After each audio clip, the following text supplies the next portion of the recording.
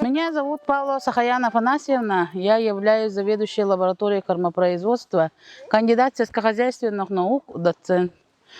Мы находимся на участке 30А лаборатории кормопроизводства Якутского НИИ сельского хозяйства. Здесь размещены 5 научно-исследовательских опытов. Первый опыт – это изучение влияния сроков посева на урожайность и питательную ценность однолетних кормовых культур. Нынче мы посеяли 3 срока посева. Первый срок – это 1 июня мы посеяли, второй срок – 15 июня, третий срок – 30 июня. Посеяли мы подсолнечник, кукурузу, суданскую траву, проса, редьку масличную, рапс, овес в смеси с горохом и с овсом.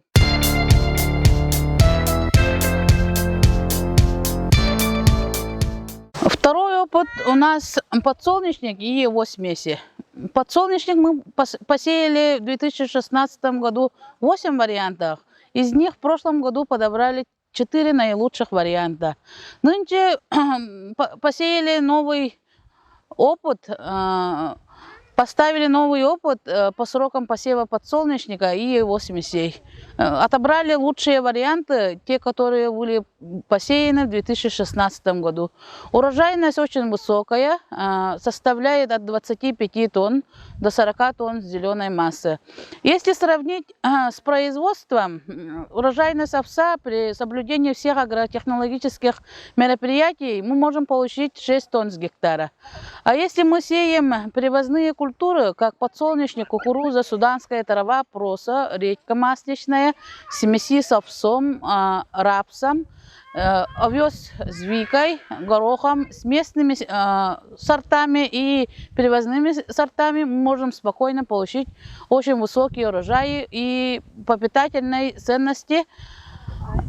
Урожайность составляет привозных культур, подсолнечника и других однолетних кормовых культур 25-40 тонн с гектара. А вот то, что мы выращиваем традиционно овес, мы можем получить только всего лишь 6 тонн с гектара. Это у нас опыт по однолетним кормовым культурам по срокам посева. Мы стоим на первом сроке посева. Это у нас подсолнечник, тут разновидность подсолнечника, кукуруза у нас, амарант и овес. Эти растения у нас достигают, мы их убираем во время фазы цветения, вот у них массовое цветение, ну где-то 80%, да, и они убираются на силос. Так, кукуруза у нас растает до 180 до 2 метров. Эти культуры высокобелковые, они очень насыщены протеином, белками. У них урожайность достигает, например, у овса урожайность, если в среднем брать 6 тонн, мы берем с одного га, а у кукурузы урожайность 25-30 тонн.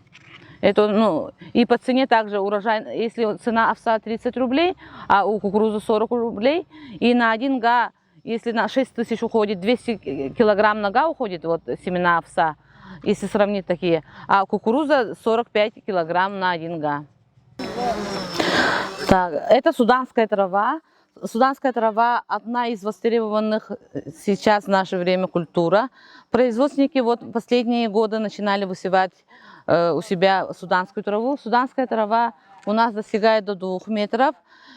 С одного га суданской травы мы убираем на урожайность 25-20 тонн с одного гектара. Так, она засухоустойчивая культура, суданская трава, относится к злаковым культурам.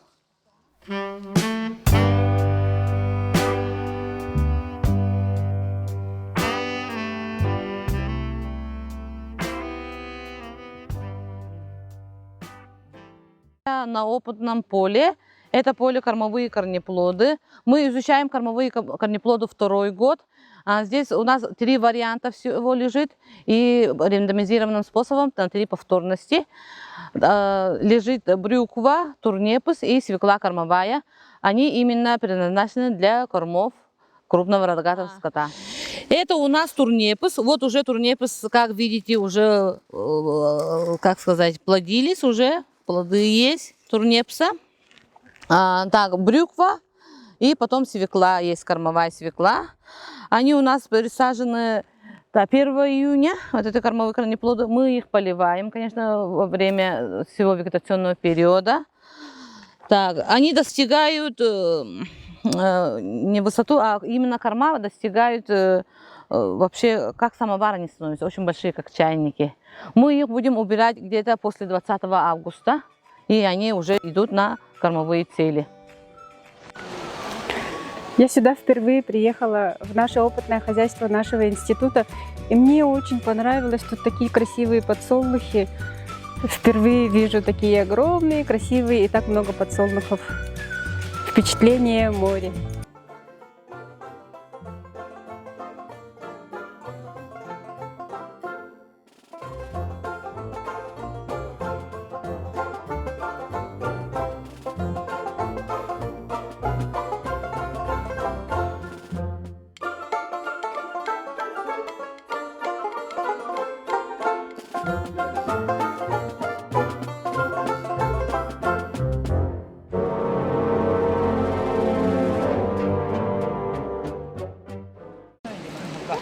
Добрый день, меня зовут Жиркова Наталья Николаевна.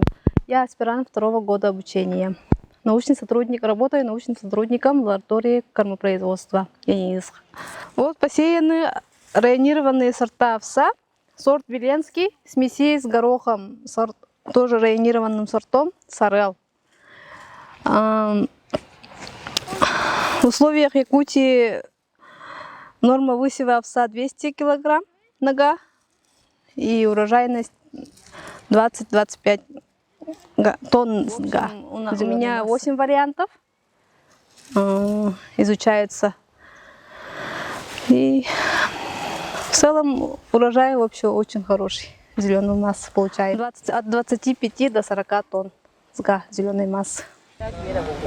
Меня зовут Владимирова Елена Семеновна, являюсь научным сотрудником и руководителем группы по селекции и семеноводству зерновых культур. Наша группа занимается селекцией зерновых культур, а также производством семян районированных сортов зерновых культур. На данный момент несколько сортов у нас находится в государственном сортоиспытании, а также есть еще у нас районированные сорта, которые находятся в производстве в республике. Наши сорта, которые созданы в наших суровых условиях Якутии, более отзывчивые в нашем климате. Поэтому мы рекомендуем использовать наши районированные сорта в производстве, как и корм, как и на производство семян. Я Колесников Николай Васильевич, младший научный сотрудник группы селекции и семеноводства зерновых культур.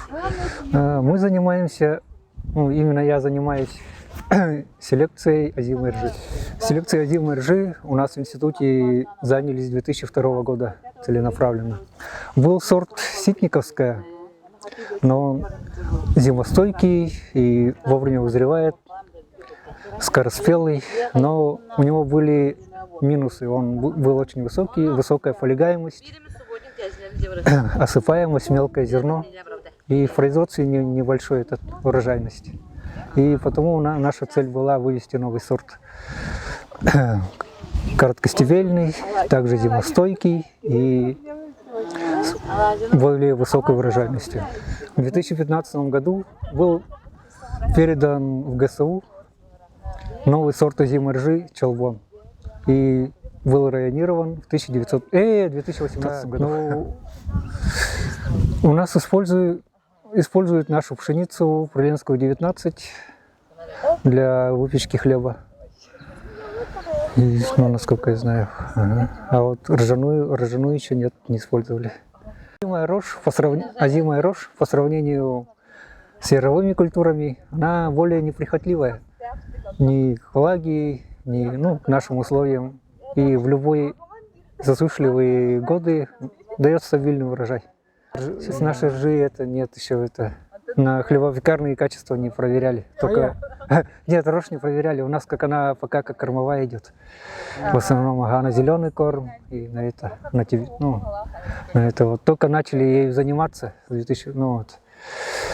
Пока в республике посева озимой ржи мало, вот только начинают у нас закупать первые. В Амге выращивают наши сорта пшеницы Фраянская 19 и сорт овса Покровский. Мы стараемся, чтобы использовали наши семена, увеличиваем объемы. Пока это, конечно, не хватает, много используют привозных семян. Но у них тоже свои минусы есть. Бывают очень засоренные. И вот, из-за привозных семян у нас овсегом, например, засорились поля. Уважаемые зрители, сегодня мы сделали короткий репортаж о работе научных сотрудников, растениеводов Якутского научно-исследовательского института сельского хозяйства. Семечки. И вот с такого маленького подсолнечного семечка появляются такие большие растения. И это действительно очень большая кормовая добавка, в отличие от дикорастущих трав. Да? На территории многолетней мерзлоты это все вырастает. Вот такое почти целое дерево выше меня ростом из такого маленького семечка.